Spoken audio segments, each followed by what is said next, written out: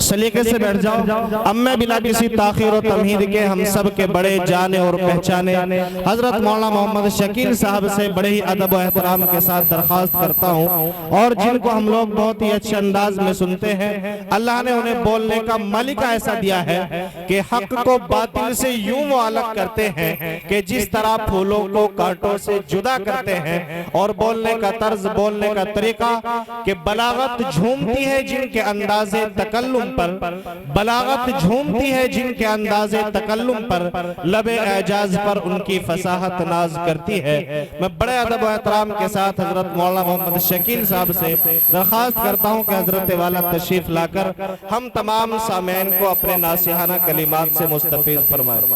बिस्मिल्लाहिर्रहमानिर्रहीम, अल्हम्दुलिल्लाहि रब्बिल आलमीन वल आक़िबतु लिल मुत्तक़ीन वस्सलातु वस्सलामु अला सय्यिदिल मुरसलीन व अला आलिहि व सहबिहि अजमईन, अम्मा बाद।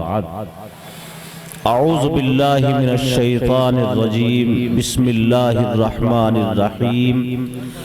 वमा आताकुमुर रसूलु फखुज़ूहु वमा नहाकुम अन्हु फंतहू वत्तकुल्लाह इन्नल्लाह शदीदुल इक़ाब।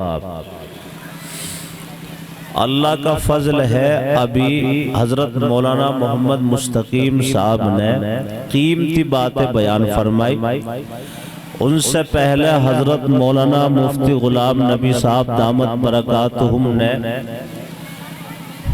कीमती बयान फरमाया। मैं बस आप हजरात से एक सवाल करूंगा, आपको जवाब देना है। तकरीरों का अब मौका भी नहीं है, ज़रूरत भी नहीं है। मदरसे का काम बहुत बाकी है, बच्चों के दस्तार होनी है। मेरी दरख्वास्त है, जिन बच्चों के दस्तार होनी है उन्हें स्टेज पे बिठा लें, वरना तो मगरिब तक अगर वो यहाँ ना आए तो सब दावत खाने में लगे रहेंगे। मेहमान भी वही, महल्ले के हजरात भी वही।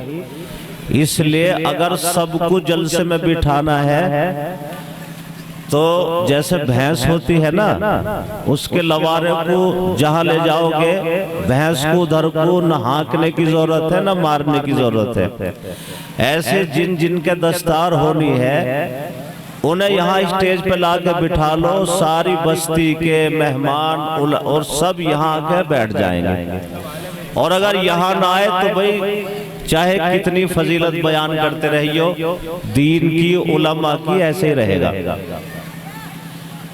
पता नहीं तुम्हें क्या हो गया, तुम तो बहुत जल्दी आगे बढ़ने वाले थे, अब पीछे को हटते हुए नजर आ रहे हो, या अब भी आगे बढ़ने वाले हो? आप जल्दी बताओ, आगे बढ़ने वाले या पीछे ही रहने वाले? तो यहाँ करीब आओ ना, हम तो दूर, रोजाना दूर रहते हैं। आज हमारे और आपका बिल्कुल करीब होने का वक्त और मौका मिला है हमें, तो करीब आ जाओ। माशाअल्लाह, आ जाओ भाई करीब।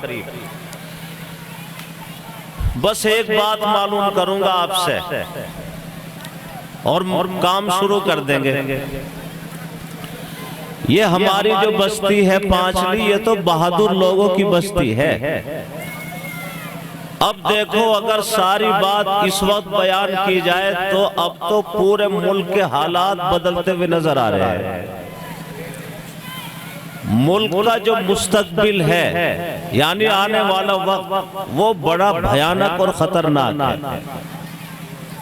ये जो मदरसे हमारे बुजुर्गों ने मेहनत करके इनकी जगह घेर दी और ये इमारत बना दी, अब ऐसा एक कानून आने जा रहा है कि इनको बचाना ही मुश्किल हो जाएगा। बनाना तो दूर की बात है, इनको बचाना मुश्किल हो जाएगा।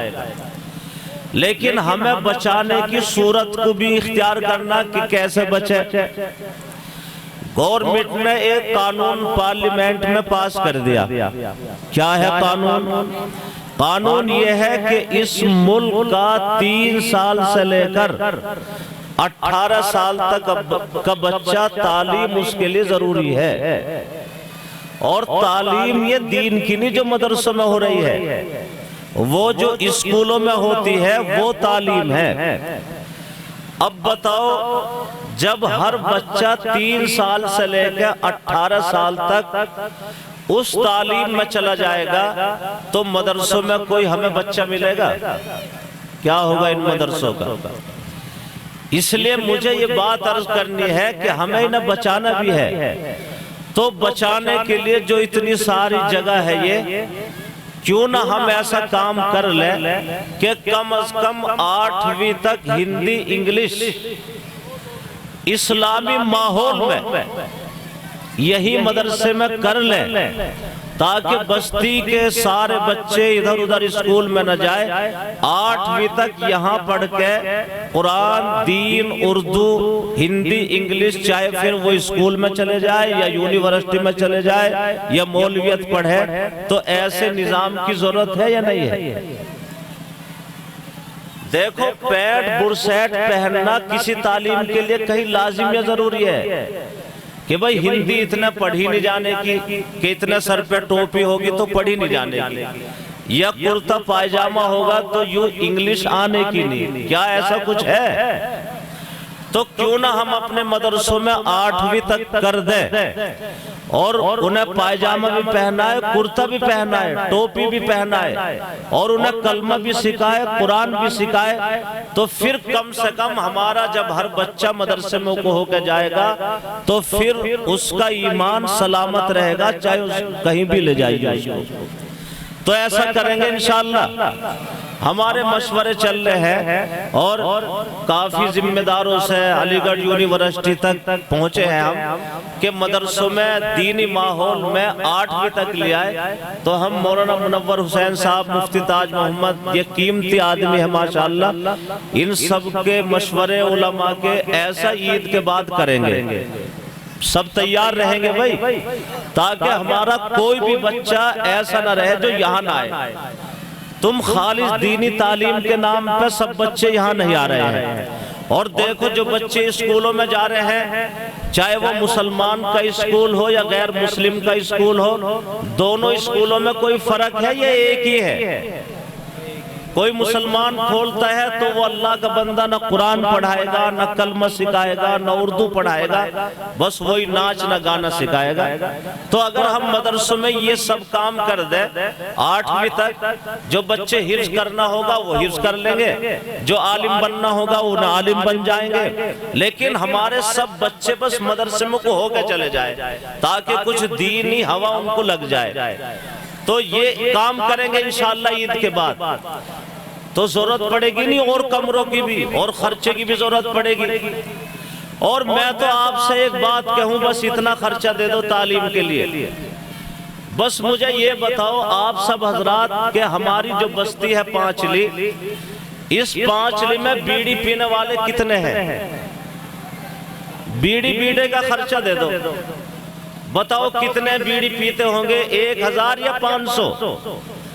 एक अंदाजा बता दो गिन के, तो हम पूछ नहीं रहे। 90%। तो 90% में कितने हैं मुसलमान? बीड़ी पीने वाले कितने हैं? कितने? 3000। चलो हमने माना कि 1000 होंगे बीड़ी पीने वाले, 1000 तो होंगे, ज्यादा चलो 1000 मानो, ज्यादा ना मानो। एक आदमी के कै मंडल लगते हैं रोजाना बीड़ी के? 4 2 मान लो कि एक आदमी 2 मंडल का रोजाना का खर्चा है 1000 का।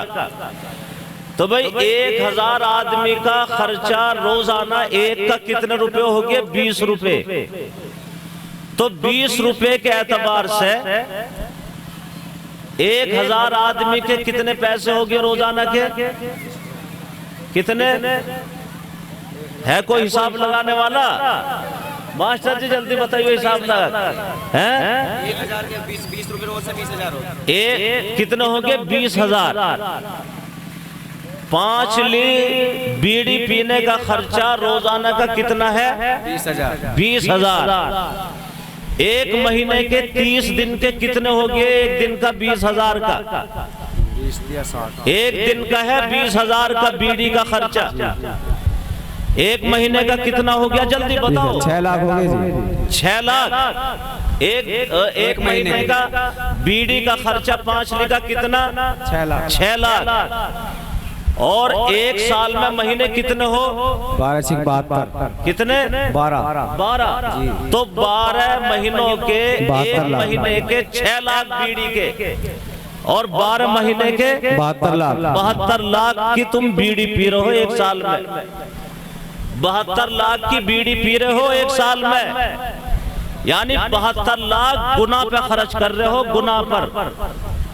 नेकियों पे नहीं, किस पे खर्च कर रहे हैं? गुनाह पर। तो मैंने जो अभी आप हजरात को ये बताया, देखो सदर साहब तशरीफ ला चुके हजरत मौलाना मोहम्मद यामीन साहब, मुबल्लिग दारुल उलूम देवबंद। इनकी कीमत मैं जानता हूँ। अल्लाह ताला ने बड़ी इनको सलाहियत से नवाजा, और फिर दारुल उलूम जो पूरे बर्रे सगीर में सबसे बड़ा मदरसा है, और उस मदरसे में जिस आदमी को रखा जाता है वो अल्लाह की तरफ से है, इंसानों की तरफ से नहीं। तो अल्लाह ने इन्हें चुन के दारुल उलूम में बिठाया, और दारुल उलूम में ये बैठ के सारे हमारी हर रात दिन कुरान फिक्र लिए हुए हैं। तो इन्होंने बेड़ा उठाया, मैं भी इनके साथ लगा हुआ हूँ। हमें अब मदरसों को बचाने के लिए, जो अभी मैंने कहा कि ईद के बाद इंशाअल्लाह 8वीं तक दीन की दुनिया की दोनों तालीम को इस मदरसे में करेंगे, तो मदरसे में जगह नहीं रहने की बच्चों की करेंगे ना भाई इंशाअल्लाह। और मैं आपसे कह रहा हूँ कि बस तुम इतने पैसे दे दो जितने तुम बीड़ी में खर्च कर रहे। अभी हिसाब जोड़ के बता दिया, एक दिन का खर्चा बीड़ी का तुम्हारा कितना है? 20,000। और एक महीने का बीड़ी का खर्चा कितना हो गया? 6 लाख। और 12 महीने का कितना हो गया? 72 लाख। तो एक साल में तुम 72 लाख रुपए की बीड़ी पी रहे हो। अगर इस 72 लाख को तुम अपने मदरसों में दे दो तो अस्पताल भी बन जाएगा, स्कूल भी बन जाएगा, और एक एम्बुलेंस भी खरीद लो, ताकि ऐसा भयानक वक्त ना आ जाए कि हम अपने बीमारों को ले लेकर हमें गाड़ी भी ना मिले। अभी महामारी में तुमने देखा कि मुसलमानों को तो अस्पताल में नहीं ले रहे थे बीमारों को। इसलिए ये मशवरा हुआ है कि एक अस्पताल अपना कम से कम तहसील में और स्कूल अपने आला पैमाने पर